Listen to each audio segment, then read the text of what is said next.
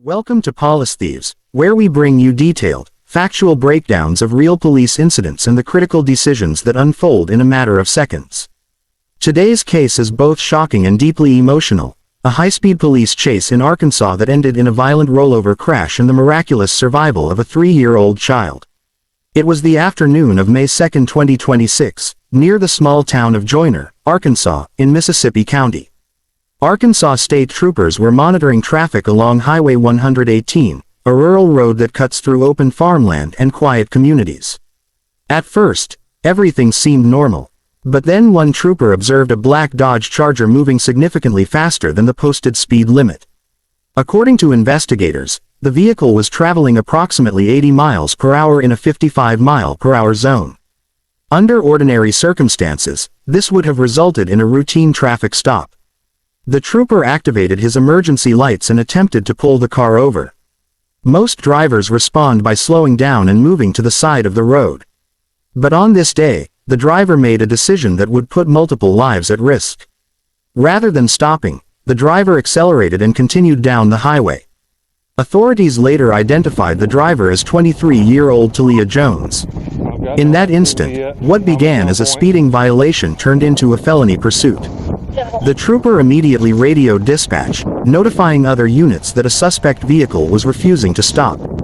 As the chase continued through the rural roads of northeastern Arkansas, speeds increased and the danger escalated rapidly. Investigators said Jones began making reckless maneuvers, including crossing into the lane of oncoming traffic in an apparent effort to avoid being boxed in by law enforcement. Driving into opposing lanes is one of the most dangerous actions a fleeing suspect can take. It creates the possibility of a head-on collision with innocent motorists, which can be catastrophic even at moderate speeds. For the troopers involved, the threat to public safety was becoming too great to ignore.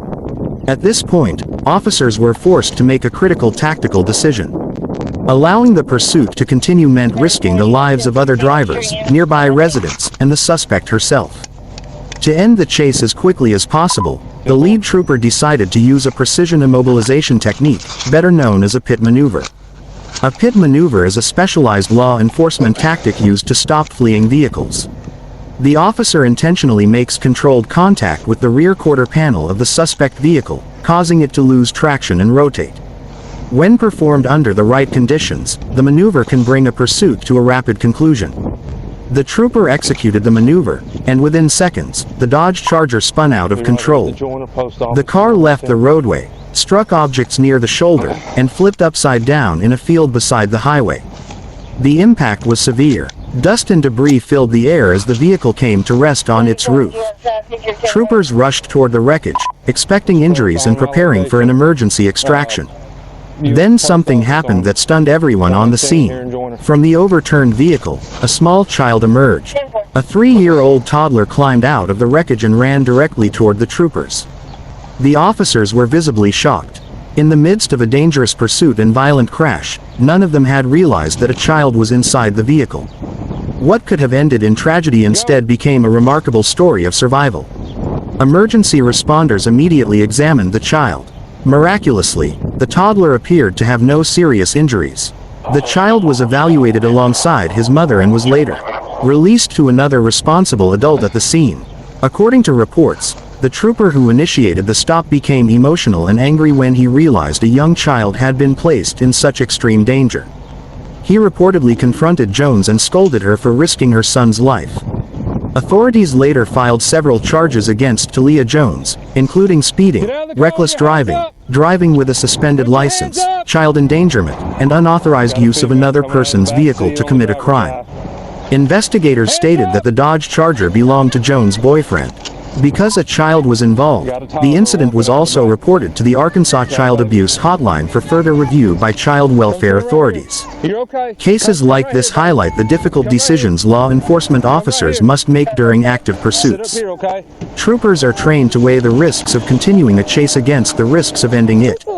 In this case, officers determined that the suspect's reckless driving, including entering oncoming traffic, posed an immediate threat to everyone nearby. At the same time, the incident raises painful questions about parental responsibility.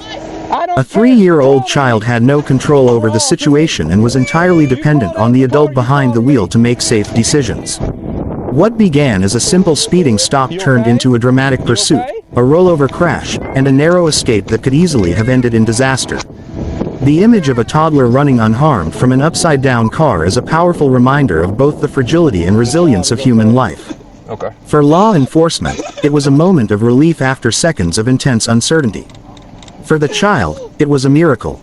And for the driver, it was a life-changing decision that now carries serious legal consequences. This case serves as an important warning. No traffic violation, no fear of arrest, and no attempt to avoid responsibility is worth risking the life of a child. Thank you for watching Police Thieves. If you value factual, detailed analysis of real police incidents, be sure to subscribe and turn on notifications so you never miss our latest videos. Stay informed, stay safe, and remember that one reckless decision can change lives forever.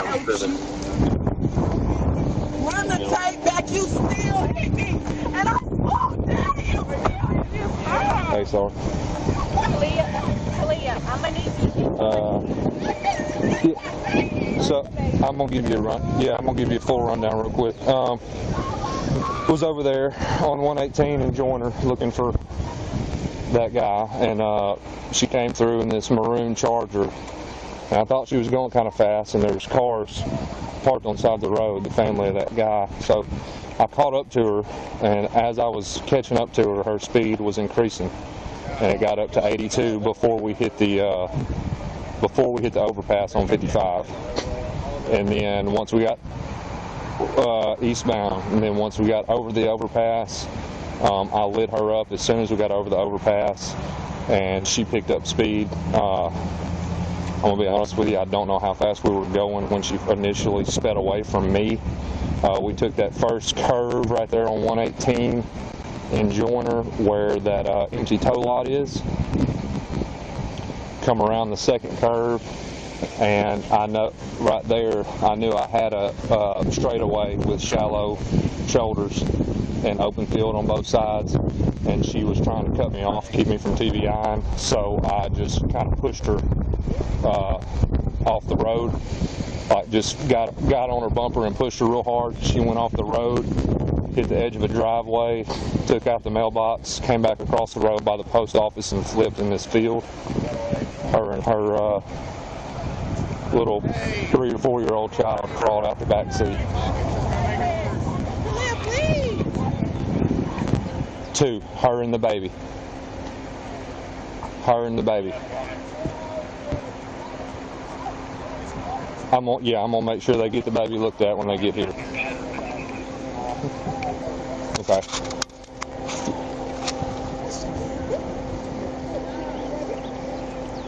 I gotta get it. The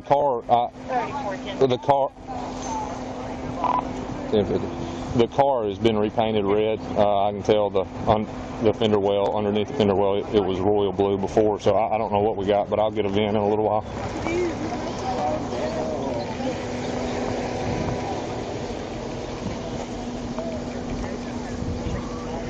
Yes, sir.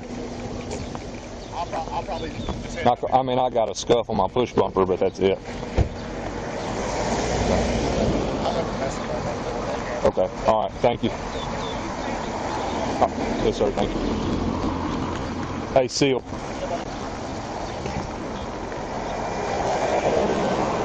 Hey, what's your name, ma'am? What's your name? Okay, make sure the baby stays here. I'm gonna get her and him and his mother checked out by EMS, and before we get them out of here, okay? Well, yeah, try to. Do what? I got her. She was doing 80 on this road here, and I tried to pull her over, and she took off. Yeah.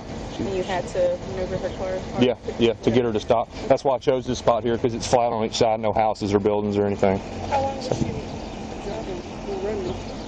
From the interstate to here. Okay, thank you. So.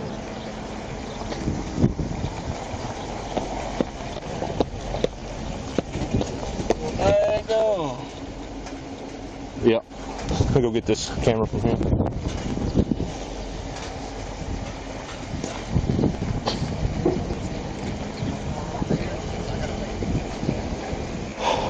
Are you good with doing that while I get all this paper done real quick?